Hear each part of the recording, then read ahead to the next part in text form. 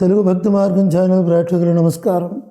ధనుర్మాసం దాని విశిష్టత గురించి తెలుసుకుందాం. ఈ ధనుర్మాసం అంటే రవి ధనుస్సు రాశిలో ప్రవేశించినది మొదలు నెల రోజులు తిరిగి మకరంలోకి రవి ప్రవేశించినంత వరకు ఈ మధ్యకాలంలో ధనుర్మాసంగా చెప్తూ ఉంటారు, మన శాస్త్రాలు చెప్తున్నాయి. అయితే ఈ ధనుర్మాసం దీనినే నెలగంటు అంటారు.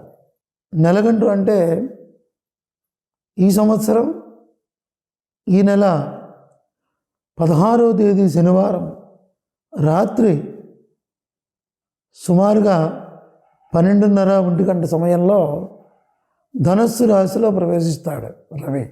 అక్కడ నుంచి ధనుర్మాసం అన్నది ప్రారంభమవుతుంది. ఇక్కడ నుండి మకర సంక్రాంతి నెల రోజులు ఉంటుంది. ఇది శాస్త్ర సమ్మతమైన విషయం. ఈ ధనుర్మాసం 17వ తేదీ ఆదివారం నుండి ఈ ధనుర్మాస ఉత్సవాలు జరుపుకోవడం అన్నది శాస్త్ర సమ్మతమైనటువంటి విషయం. అయితే ఈ ధనుర్మాసంలో ఏం చేయాలి అంటే, ధనుర్మాసం ముఖ్యంగా లక్ష్మీనారాయణులకి చాలా ప్రీతి అయినటువంటి నెల. ఈ నెలలో ఏ రకంగానైనా సరే విష్ణార్చనలు కానీ చేసినట్లయితే తప్పకుండా ఉన్నంతకాలము ఆయురారోగ్యాలతో ఐశ్వర్యాలతో ఉండి అంతమంది శాశ్వతమైనటువంటి మోక్షాన్ని పొందుతారు ఎవరైతే ఈ ధనుర్మాసం నెల రోజులు పాటిస్తారో. అయితే ఈ ధనుర్మాసంలో 17వ తేదీ నుంచి సూర్యోదయ పూర్వమే లేచి స్నాన సంధ్యాదులను కూడా చేసుకొని చక్కగా విష్ణు ఆలయాల్లో కానీ లేదా మన ఇంట్లో కానీ చక్కగా దీపారాధన చేసుకొని విష్ణు సహస్రనామ పారాయణ తప్పనిసరిగా చేసుకోవాలి. అంతేకాకుండా లక్ష్మీ అష్టోత్తరం చక్కగా చదువుకోవడం, అంతేకాకుండా ఈ లక్ష్మీనారాయణులు ఇద్దరికీ కూడా అభిషేకం అర్చన కార్యక్రమాలు చక్కగా భక్తిగా చేసుకోవడం, తర్వాత మంచి నైవేద్యములు చక్కనైనటువంటి నైవేద్యములు పొంగలు కానీ లేదా చక్కెర పొంగలు కానీ ఇటువంటి నైవేద్యములు మధుర పదార్థములు ఏవైనా పులిహోర ఇటువంటి చక్కనైనటువంటి నైవేద్యములు ఎవరికి తోచిన విధంగా వారు ఆ లక్ష్మీనారాయణులకి నివేదన చెల్లించి ఆ ప్రసాదాన్ని మనం తప్పనిసరిగా తీసుకోవాలి.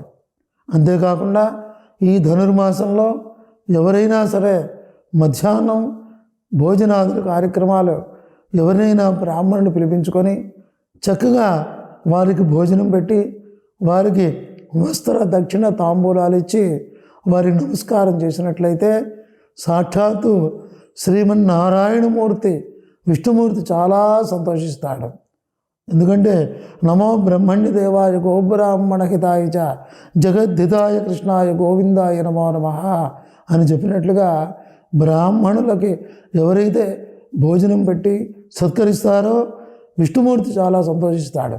అది ఈ ధనుర్మాసంలో చేసినట్లయితే చక్కనైనటువంటి పుణ్యం లభిస్తుంది. అందుకని ఈ ప్రకారంగా ప్రతి ఒక్కరూ ఈ ధనుర్మాసం నెల రోజులు కూడా ప్రాతకాలమున లేచి ఈ పైన చెప్పిన విధంగా కూడా విష్ణార్చన విష్ణు సహస్రనామ పారాయణ అలాగే లలిత అష్టోత్తర పారాయణ అలాగే లక్ష్మీనారాయణులకి అర్చనాభిషేకాలు తప్పనిసరిగా చేసుకొని భక్తిగా ఎవరైతే చేస్తారో వారికి ఆ యొక్క లక్ష్మీనారాయణ అనుగ్రహం చేత ఇంట్లో లక్ష్మీదేవి శాశ్వతంగా కొలువై ఉంటుంది. వారు కోరినటువంటి కోరికలు శీఘ్రకాలంలోనే నెరవేరుతాయి. లక్ష్మీనారాయణ యొక్క అనుగ్రహం వలన శాశ్వతమైనటువంటి మోక్షాన్ని పొందుతారు.